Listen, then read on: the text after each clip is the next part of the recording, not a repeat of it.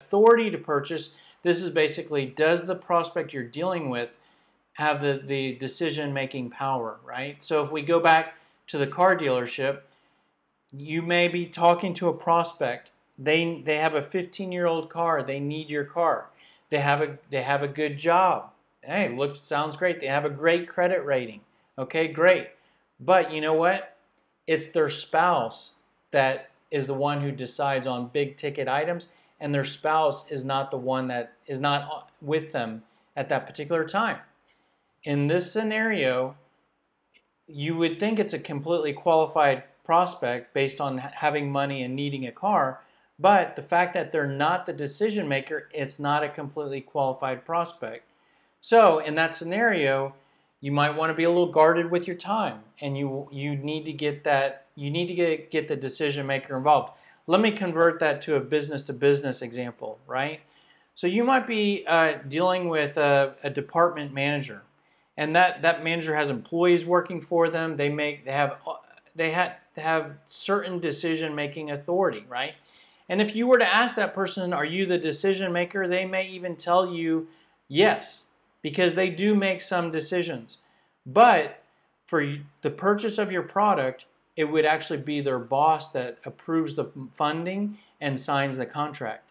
In this case, they do not have the authority to purchase.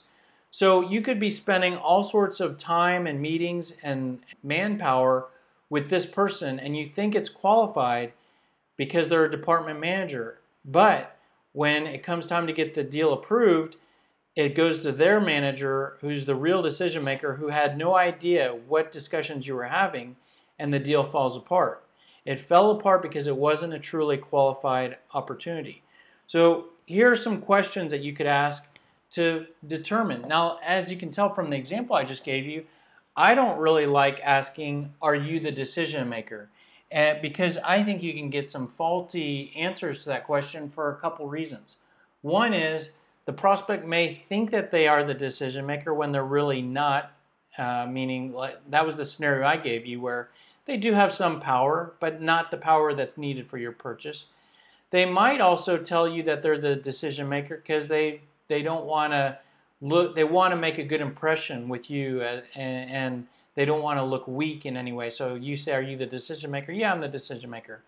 They also might think that if you ask if they're the decision maker, that you're trying to get around them. So, and they don't want you to get around them because then they might get in trouble or look bad. So they want to keep you right where you are. So they'll tell you, "No, I'm the decision maker. I'm the one you need to be dealing with," when they're truly not. What I like to ask instead is, what is the decision-making process? So they may say, "Well, I'm the decision maker." Okay, and then you say, "Okay, so when I get you the paperwork, you're the one that signs it?" No. Then, okay, well, what happens after that? "Well, then it needs to go to this person." "Okay, what happens after that?" You could take that through, just take it through each step and just keep asking them what next, all the way to the contract getting signed, approved, money spent. Mapping out that process will let you know who the decision maker is. What parties will be involved in making the decision? What are the key factors in the decision? What functional areas will be impacted? Is there a committee this needs to go through? Who's the ultimate decision maker? Who's the person that will need to sign the agreement? So some good questions to ask there, just regarding trying to identify how much authority does the person have that you're trying to deal with.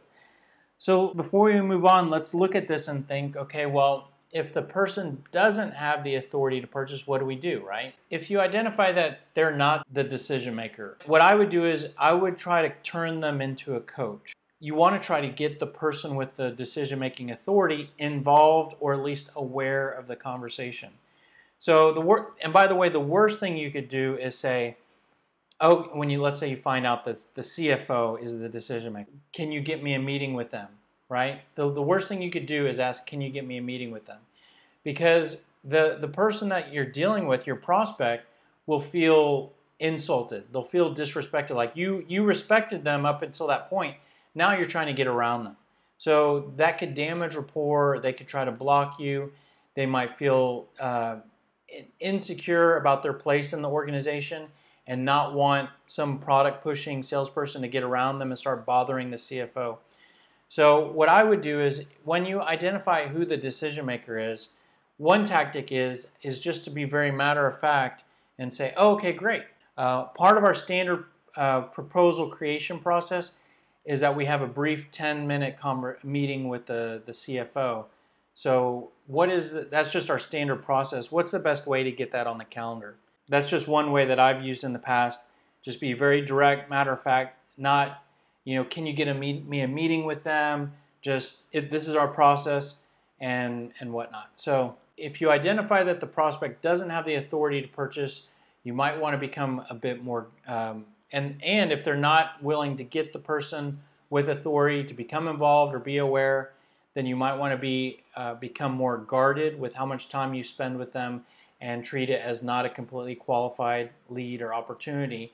The optimum scenario is that not necessarily that you start dealing only with the decision maker and get around the prospect you're dealing with, but an ideal scenario is that the person who makes the decision becomes more aware, or you identify that they are aware of what you're talking about, the discussions you're having, and you get them to have some sort of provide some sort of executive sponsorship for your project or opportunity that you're working on.